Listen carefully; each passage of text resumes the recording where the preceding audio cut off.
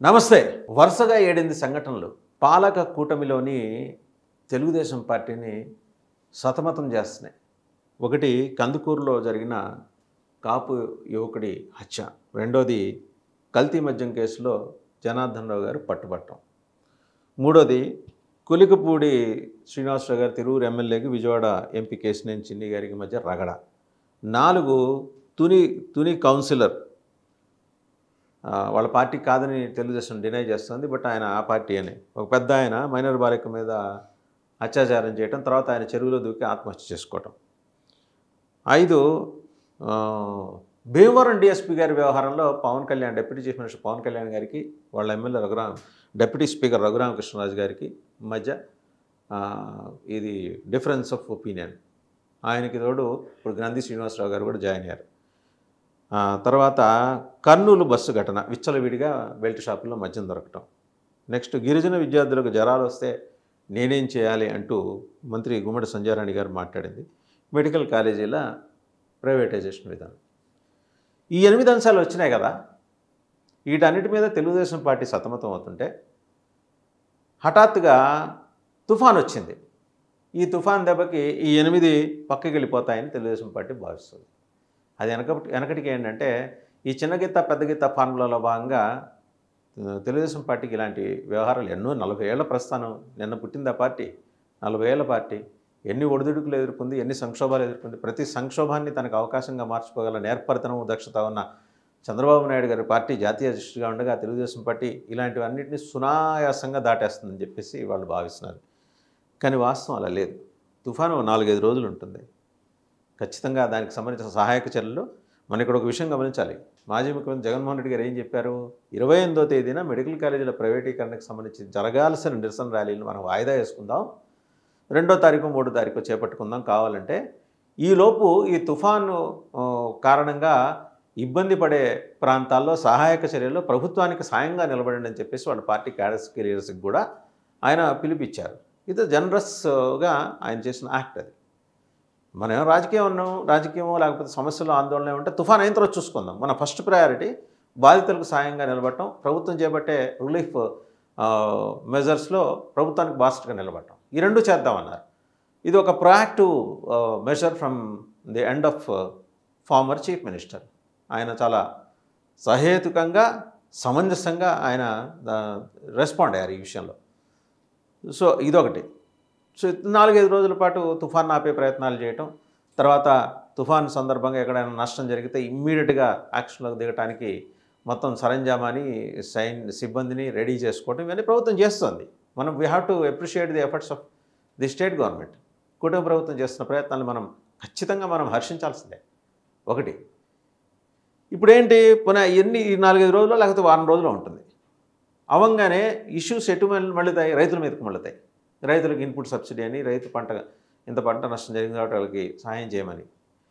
తెలుగుదేశం ఏమనుకుంటుంది, ఇవన్నీ దాని మీదకి మళ్ళుతాయి కాబట్టి డైవర్షన్ అయిపోతుంది కాబట్టి ఈ 8 అంశాలు జనం మర్చిపోతారు. ఎవరు మర్చిపోరండి జనం. మెడికల్ కాలేజీల ప్రైవేటైజేషన్కి సంబంధించి పోటెత్తుతున్న నిరసన ఉంది చూసారా, అది రోజు రోజుకి పెరుగుతోంది. ఎందుకంటే పిల్లలతోటి తల్లిదండ్రులతోటి కనెక్ట్ అయ్యి ఉన్నది ఇక్కడ. సో దాని మీద తెలుగుదేశం సమానం చెప్పుకోలేకపోతుంది, సతమతమవుతుంది.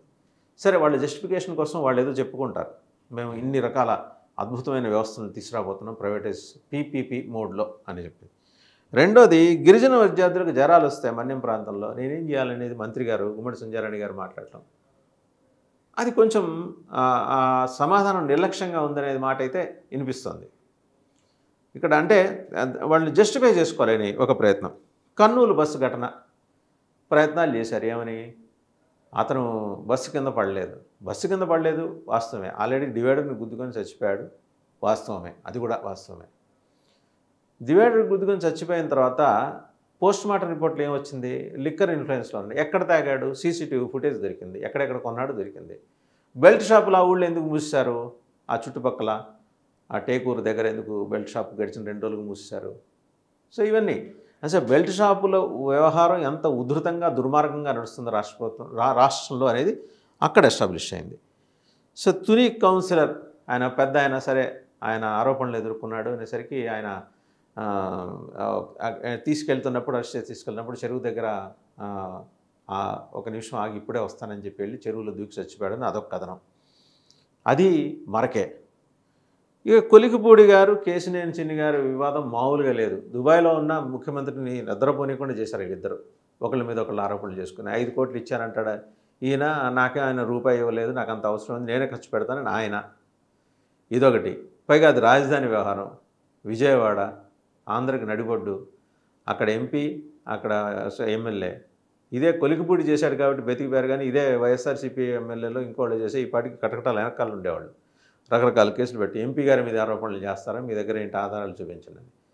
సరే, వాళ్ళు అడగకపోయినా కేశినేని చిన్నికి ఇలా పంపించని చెప్పి ఈయన ఆధారాలు చూపించారు. ఇక కల్తీ లిక్కర్ కేసులో ఓ చిన్న కుటీర పరిశ్రమగా అక్కడ ములకల చెరువులో ప్రారంభమై ఇబ్రహీంపట్నం దాకా పరిగెత్తుకుంటూ, పాక్కుంటూ, నడుచుకుంటూ, ఎగురుకుంటూ వచ్చిన లిక్కర్ బాటిళ్ళ కథ, కల్తీ లిక్కర్ బాటిల్స్ కథ. అలాగే తగ్గిపోయిన లిక్కర్ ఆదాయం, సేల్స్ పెరిగి ఆదాయం ఎలా తగ్గిపోతుంది? ఇవి అసంబద్ధమైన పొంతన లేని సమాధానాలు. ఇదొకటి తలకాయ నొప్పి. ఇంకా చూస్తే ఇంకొక వ్యవహారం కల్తీ లిక్కర్తో పాటు కందుకూరులో జరిగిన మర్డర్ అండి. అదేం చెప్పారు గౌరవ హోంమంత్రి గౌరవ అనిత గారు ఏం చెప్పారు? 2,30,000 కోసం జరిగిన సంఘటన, దీన్ని రాజకీయం చేయమాకండి అని. అక్కడ 3 కాపు యువకుల్ని ఒక కారుతోటి ఈయన తీసుకెళ్ళి ఆయన ఢీ కొట్టడం, ఒక లక్ష్మీనాయుడు అక్కడికక్కడ మరణించడం, మిగిలిన 2 కూడా గాయపడటం. సరే, తర్వాత ప్రభుత్వం వచ్చి నష్టపరిహారం ఇవ్వటం ప్రకటించడం, 23 లక్షల రూపాయల నష్టపరిహారం, 10 ఎకరాల భూమి. ఓవరాల్గా 8 సంఘటనలు మనం కనుక బేరీ చేసుకుంటే చేయి దాటిపోయిన శాంతి భద్రతలు, హత్యలు, అత్యాచారాలు. అలాగే విద్యా వ్యవస్థలో ప్రైవేట్ జోక్యం, అంటే మెడికల్ కాలేజీలు already government of India sanction చేసిన 17 మెడికల్ కాలేజీలకు సంబంధించి సీట్లు వెనక్కి ఇవ్వటం ద్వారా పరువు పోగొట్టుకున్న తర్వాత ఇప్పుడు కొత్తగా 10 మెడికల్ కాలేజీలు పీపీపీ మోడ్లో ప్రైవేట్ పరం చేయడానికి టెండర్లు పిలవటం, ఇదొకటి బూమ్రాంగ్ అయింది. తుని కేసు, 8వ తరగతి చదువుతున్న బాలిక మీద అత్యాచారం యత్నములో తెలుగుదేశం నాయకుడు, మాకో పార్టీ, అతనికి మా పార్టీకి సంబంధం లేని వాళ్ళు అన్నారు, కానీ ఇక్కడ అంతకుముందు తెలుగుదేశం నాయకుడు సీరా అరెస్ట్ చేసి తీసుకొస్తుంటే ఆయన చెరువులు దూకి ఆత్మహత్య చేసుకోవటం, అక్కడ పరుగుపోయింది. రాష్ట్ర వ్యాప్తంగా చూస్తే కల్తీ లిక్కరు, అక్కడ పరుగుపోయింది. ఇంతగా బయటపడిన తర్వాత దాన్ని డైవర్ట్ చేద్దామని చూస్తుంటే, ఏది డైవర్ట్ చేద్దామని చూస్తున్నా ప్రతిదీ తలకు చుట్టుకుంటుంది. ఇంతలో బస్ యాక్సిడెంట్ వచ్చింది, కందుకూరు మర్డర్ వచ్చింది. కందుకూరు మర్డర్లో వాస్తవాలన్నీ బయటకు వచ్చినాయి. కాపు సంఘాలు రోడ్డు ఎక్కేసి అక్కడికి వచ్చి ఆందోళన చేసి ప్రభుత్వం గల్లా పట్టుకోవడంతో మొత్తం ప్రభుత్వం దిగి రావాల్సి వచ్చింది. సరే, ఈ ఒకటి విషయం మాత్రం ఇక్కడ మనం గమనించాల్సింది ఏంటంటే, ఆలస్యంగానైనా సరే హోంమంత్రి గారు వచ్చారు, మాట్లాడారు, బాధిత కుటుంబానికి బాధ్యతగా నిలబడతామని చెప్పారు. కానీ పోయిన పార్టీ పరువును ఎవరు వెనక్కి తెచ్చుకోలేరుగా. అంటే ఏంటి కాన్ఫిడెన్స్? మేము ఏం చేసినా చెల్లుతుందనే ధోరణిలోకి కూటమి పక్షాల నాయకులు వెళ్ళారా? ఒకటి. బస్సు కల్తీ, ఇది కూడా మళ్ళీ కల్తీ లిక్కర్ ఎఫెక్టే, బెల్ట్ షాప్ ఎఫెక్టే. బెల్ట్ షాపులు ముగిస్తారా? ఈ ప్రభుత్వం ముగిస్తుందా? ఇదొకటి ప్రశ్న. మొత్తం 8 అంశాలు. తుఫాన్ తర్వాత అయినా ప్రభుత్వం ఈ 8 అంశాలకి వైసీపీకి సమానం చెప్పకల్లా, వైసీపీని అసలు మీరు కన్సిడర్ చేయట్లేదుగా, ప్రతిపక్షం కూడా కాదని, ప్రతిపక్షంగా కూడా మీరు కన్సిడర్ చేయట్లేదు. కాబట్టి ఈ అంశంలో ప్రభుత్వం అయితే ప్రజలకు అకౌంటబుల్. ప్రజలకు ఏం సమానం చెబుతుంది, ఎలాంటి జస్టిఫికేషన్ చేస్తుంది? రాజధాని ప్రాంతం అండ్ రాష్ట్రానికి నడిబొడ్డు విజయవాడలో ఎంపీ గారు, ఎమ్మెల్యే గారు ఒకే పార్టీకి చెందిన వాళ్ళు బాహాబాహికి దిగటం, ఎంతకన్నా తలర కొట్టేసినంత వ్యవహారం ఇంకేముంటుంది కుటుంబ ప్రభుత్వానికి? ఓ పక్క RRR వర్సెస్ పవన్ కళ్యాణ్ గారు, రఘురామకృష్ణరాజు గారు డిప్యూటీ స్పీకర్ గారు ఏమో భీమవరం డిఎస్పీ జయశ్వరి గారిని వెనకేసుకొస్తారు.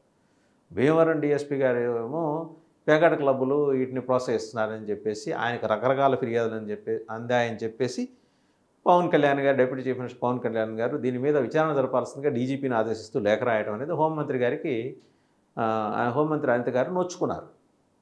ఇది నా పరిధి కదా, నాకు ముందర చెప్పాలి కదా అని. సరే, ఎవరి పరిధి ఏంటో ఎవరికి ముందు చెప్పుకోవాలో అర్థం కావట్లా. ఎవరి శాఖల్లో మేమందరం ఒకే కుటుంబం కదా, పరస్పరం మాట్లాడుకుంటుంటాం, చెప్పుకుంటాం అనేది హోంమంత్రి గారు పెరిఫెరల్గా చెప్తున్న మాట. బట్ ఓవరాల్గా ఏంటంటే ప్రోటోకాల్ ఇష్యూస్ వస్తాయి కదా. ఎవరికి సర్ది చెప్పాలి ముఖ్యమంత్రి గారు? ఎవరిని పిలిచి మందలించాలి? ఎవరి మీద ఆగ్రహించాలి? ఎవరి మీద కన్నెరి చేయాలి? సో ఇలాంటి ఇష్యూస్ అన్నీ కూడా తలకు చుట్టుకున్నాయి. రేపు పొద్దున తుఫాను తీరం దాటి వెళ్ళిపోయిన తర్వాత తీరంలోనే తెస్టేసి కూర్చున్న ఈ 8 అంశాల మీద మరి పాలక కూటమి పెద్దలు ప్రజలకు ఏం సమాధానం చెప్తారో చూడాలి.